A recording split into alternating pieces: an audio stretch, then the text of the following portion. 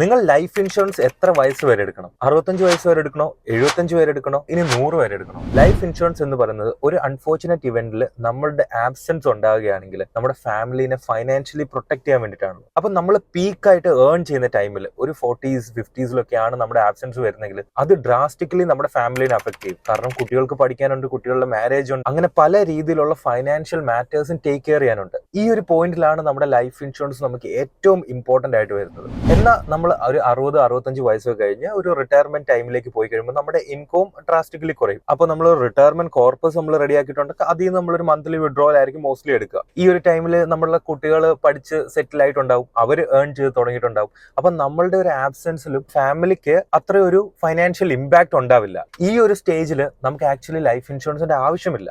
അതുകൊണ്ട് തന്നെ നമ്മൾ ലൈഫ് ഇൻഷുറൻസ് നമ്മളുടെ ആ ഇൻകം ജനറേഷൻ പീരീഡിലാണ് നമ്മൾ എടുക്കേണ്ടത്. അത് കഴിഞ്ഞ് പിന്നെ നമുക്ക് ലൈഫ് ഇൻഷുറൻസിന്റെ ആവശ്യമില്ല.